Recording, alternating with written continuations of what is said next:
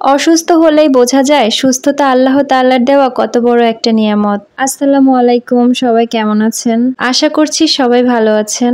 আজকের ভিডিওটা শুরু করছি ঈদের আগের দিন কি করলাম এটাই আপনাদের সঙ্গে শেয়ার করব। কয়েকদিন যাবৎ শরীরটা অনেক বেশি খারাপ। রান্না বান্না ছাড়া ঘরের কোনো কাজই তেমন একটা করে উঠতে পারি নাই। শরীরটা এত বেশি খারাপ ছিল যে কোনো কাজই করতে ইচ্ছা করছিল না। ঈদের আগে তো ঘরের এক্সট্রা অনেক কাজই পড়ে থাকে, যেগুলো ঈদের আগেই শেষ করতে হয়। সকালের নাস্তাটা চা পরোটা দিয়ে করে নিলাম।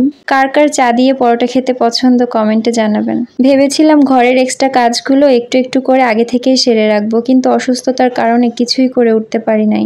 সকালে নাস্তা শেষ করে ঘরের কাজ শুরু করে দিলাম। প্রথমে এখানে পর্দাগুলোকে ভিজিয়ে নিলাম। আজকে প্রায় 2 বালতি কাপড় ধুয়েছি। শুরুতেই বললাম না, সুস্থতা আল্লাহ তাআলার কত বড় নিয়ামত, সেটা আমরা তখনই বুঝতে পারি যখন আমরা অসুস্থ হই। অসুস্থ হলে আসলে কোনো কিছুই ভালো লাগে না। তাই আমাদের সবারই সর্ব অবস্থায় আল্লাহ তাআলার শুকরিয়া আদায় করা উচিত। কাপড়গুলো ভিজিয়ে রেখে এখানে ড্রয়ারগুলো পরিষ্কার করে নিলাম।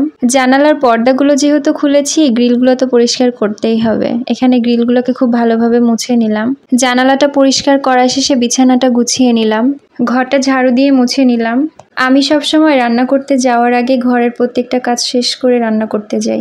রান্না শেষ করার পর কেন জানি আমার আর কোনো কিছু করতেই ভালো লাগে না। ঘরের কাজ শেষ করে রান্নাঘরে চলে আসলাম। প্রতিদিন এত এত করে থালাবাটি ধুই, কিন্তু মানুষ কিন্তু আমরা মাত্র 3 জন। তারপরও কেন জানি না আমার প্রচুর থালাবাটি নোংরা হয়। আমার রান্নাঘরটা একদমই ছোট, যার জন্য আমি রান্না শুরু করার আগে থালা বাসনগুলো ধুয়ে নেই। আজকে এত পরিমাণে কাজ করছি যে রান্না করতে ইচ্ছা করতেছিল না, তাই ভাবলাম শর্টকাটে রান্নাটা শেষ করব। শর্টকাটে রান্না বলতে ডিম ভুনাটাই মাথায় আসলো, তাই ডিমগুলোকে সেদ্ধ করে নিয়েছি। আর কাল যেহেতু ঈদ, মাংস তো খাওয়াই হবে, তাই আর মাছও খেতে ইচ্ছা করলো না।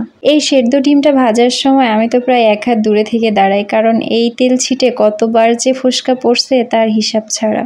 আর মাঝে মাঝে যখন ডিমটা অনেক বেশি ফুটে, তখন আমি ঢাকনা দিয়েই পুরো ডিমটা ভেজে নিই। আর তেল ছিটা থেকে বাঁচার এটাই নিনজা টেকনিক। ডিমগুলো ভাজা শেষে এগুলোকে উঠিয়ে নিলাম। ডিম ভুনা করার সময় আমি সবসময় চলা ফল, তেজপাতা ব্যবহার করি। এতে করে তরকারিটা অনেক বেশি মজার হয়। আর আমি প্রত্যেকটা ভুনা তরকারিতে আদা বাটা, জিরা বাটা, রসুন বাটা ব্যবহার করি।